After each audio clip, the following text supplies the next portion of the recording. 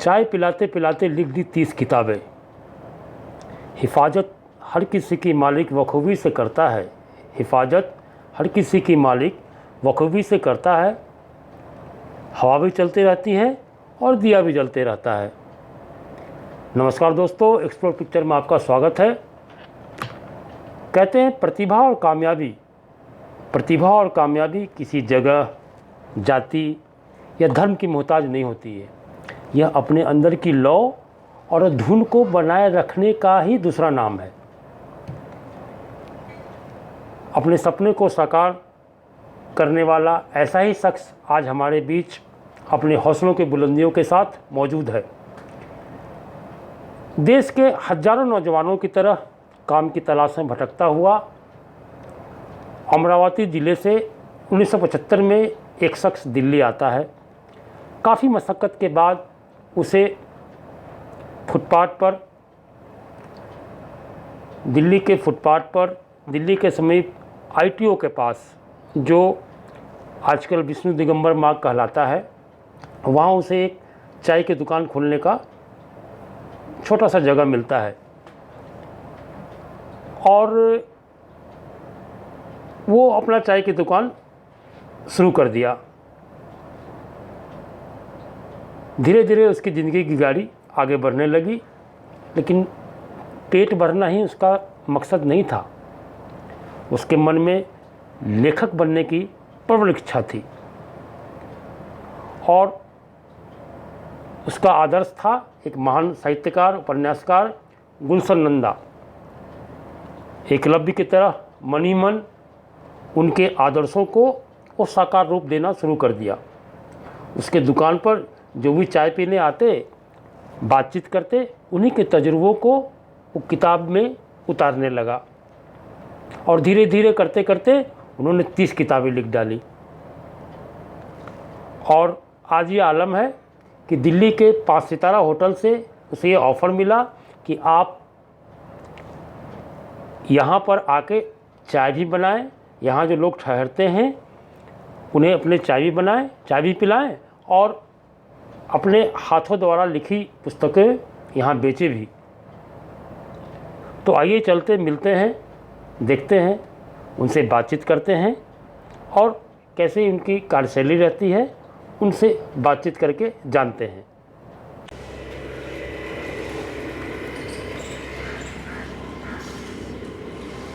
ये है लक्ष्मण राव जी, जो किसी समय चाय बनाते थे। दीनदयाल उपाध्याय मार्ग, विष्णु दिगंबर मार्ग, ITO पास, हिंदी भवन पास में ही हिंदी भवन है। यहाँ तमाम साहित्यकार आते हैं, उनसे काफ़ी शुरू करते हैं। लक्ष्मण राव जी, अपने बारे में कुछ बताएं। आप कब आए दिल्ली? मैं 1975 में दिल्ली आया हूँ और दिल्ली आने का मेरा उद्देश्य लेखक बनने का था। लेखक का मतलब ही मुझे गुलशन नंदा जी बनना था। ये सोचकर मैं दिल्ली आया था और मैंने अब तक 30 किताबें लिखी हुई है। अपनी किताबें स्कूल, कॉलेज। तो आपने किताबें लिखी तो चाय के दुकान के साथ साथ चाय के बारे में? दरअसल मेरे पास कोई रोज, दरअसल क्या होता है, शुरुआत कैसे किया आपने? दरअसल होता क्या है कि शिक्षा सब दिल्ली यूनिवर्सिटी से हुई। हाँ, होता ये है कि हर आदमी अपना रोज़गार चाहता है। तो मैं जहाँ जब आया था तब 10वीं पास था, तो मुझे पता है कि यहाँ कोई नौकरी तो मुझे मिलेगी नहीं, ना मेरे लिए कोई रहने का कोई स्थान था। तो मैं शुरू में दिल्ली में भवनों पे मजदूरी करता रहा, ढाबों पे बर्तन साफ करता रहा और उसके बाद फिर मैंने इसी विष्णु दिगंबर मार्ग पर पेड़ के नीचे चबूतरा बनाकर पान बीड़ी सिगरेट बेचने का काम किया। वो 15 साल तक चलता रहा। उसके बाद 25 साल तक मैंने यहाँ चाय बेची है। लेकिन सबसे बड़ी बात यह है कि इस फुटपाथ से, इस रोज़गार से मुझे बहुत कुछ दिया। हालांकि मुझे आप जैसे पत्रकार पूछते थे, भाटी जी और क्वालिफ़िकेशन आप कहाँ तक पढ़े लिखे हो, तो मुझे लगा मैंने पढ़ना भी चाहिए। तो मैंने 40 साल की उम्र में मैंने CBSE से 12वीं पास की। 50 साल की उम्र में मैंने दिल्ली यूनिवर्सिटी से BA किया और 63 साल की उम्र में मैंने IGNOU से MA किया। उसके बाद मैंने ग्रंथ लिखा, मानवीय हिंदी साहित्य, और मैंने अब तक 30 किताबें लिखी है। जब पहली 2 किताबें लेकर मैं प्रकाशक के पास गया था तो मुझे प्रकाशक ने गेट आउट कहा था। उस भाई ने मेरे कोई किताबें देखी नहीं थी, बस कपड़े देखे थे और मुझे गेट आउट कहा। लेकिन आज मैं उस आदमी को प्रणाम करता हूँ कि आज मेरी 30 किताबें छपी हुई है। आज लोग मुझे कहते हैं बहुत बड़ा लेखक है। और इससे बड़ी बात यह है कि जितने लोग मुझे देश में नहीं जानते, उससे ज़्यादा लोग मुझे विदेशों में जानते हैं। और हर कोई बच्चा, हर कोई व्यक्ति अंग्रेज़ी के पीछे पड़ा हुआ है। मेरी पहचान तो हिंदी भाषा से हुई है।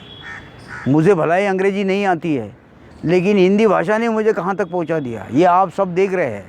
तो इसीलिए मैं बच्चों को कहना चाहता हूँ कि अध्ययन करिए उसी भाषा में जिस भाषा पर आपकी पकड़ है। और किसी भी लेखक को पढ़िए, किसी भी विषय को पढ़िए, किसी भी पुस्तक को पढ़िए, आप आगे बढ़ सकते हैं। आप अपेक्षा भी मत करें और आशा भी मत करें। आप आगे बढ़ोगे, अपने लक्ष्य की तरफ चलिए, आपको सफलता मिलेगी। यहाँ पर हिंदी भवन से लोग आपसे खैर ये बड़ा आश्चर्य की बात है कि ये हिंदी भवन तो बाद में बना। ये हिंदी भवन उसके कई 25 साल बाद बना, जबकि मैं 1975 में आया हूँ। और मुझे ये भी पता नहीं था कि यहाँ कभी हिंदी भवन बनेगा। लेकिन यहाँ आने वाले यहाँ पे लोग साहित्यकार जो आते हैं, बहुत से साहित्यकार आते हैं, हमें इज्जत देते हैं, हमें जानते हैं। और वो ये भी कहते हैं कि ये आदमी कर गया, हम नहीं कर पाए। हमारे पास सब कुछ है, इसके पास कुछ भी नहीं था। और कुछ भी नहीं होते हुए इसने इतनी बड़ी किताबें दिखा दी, अध्ययन किया और मार्केट बना हुआ है। चाय के दुकान का जगह है ये? जी, चाय के दुकान। हाँ, यहाँ मैं चाय बेचता था।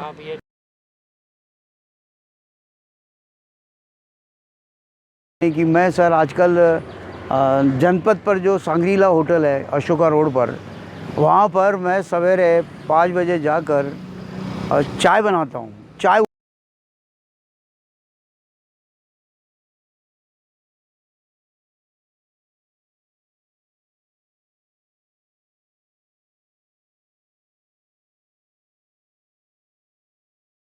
लक्ष्मण राव जी, जी, आप युवा लेखकों को क्या संदेश देना चाहेंगे? मैं यही कहना चाहता हूँ कि पढ़ो, जितना पढ़ सकते हो पढ़ो। और आप लेखक बनना चाहते हो, उन नीतियों को अपनाओ। ये साधारण काम नहीं है, क्योंकि मैंने तो लेखक बनने के लिए फुटपाथ पर बैठकर चाय बेची है, पान बीड़ी बेचा है और बहुत कुछ किया है। ये हमारे प्रशांत सिन्हा जी है।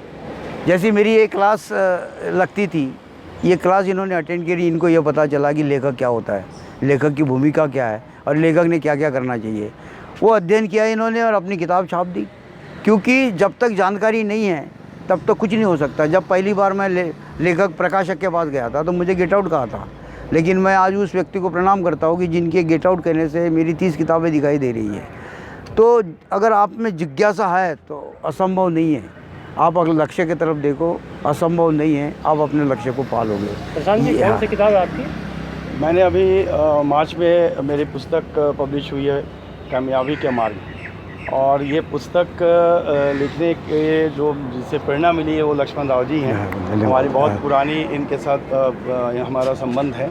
और मैं हिंदी भवन आया करता था, तो अचानक मेरी लक्ष्मण राव जी से फिर से मुलाकात हुई 10 साल के बाद। जी। तो मैंने इनको बताया कि मैं लिखना चाहता हूँ और इन्होंने मुझे प्रेरणा दिया।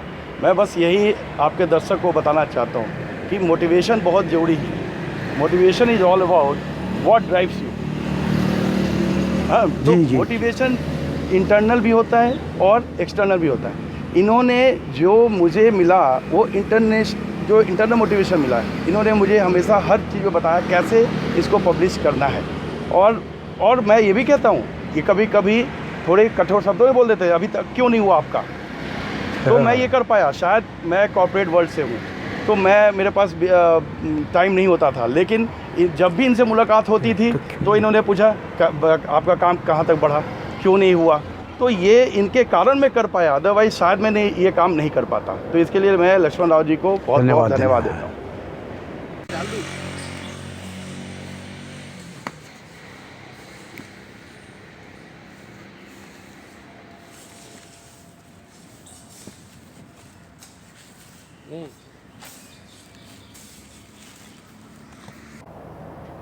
एक्सप्लोर पिक्चर के लिए मैं जीएन झा, नमस्कार।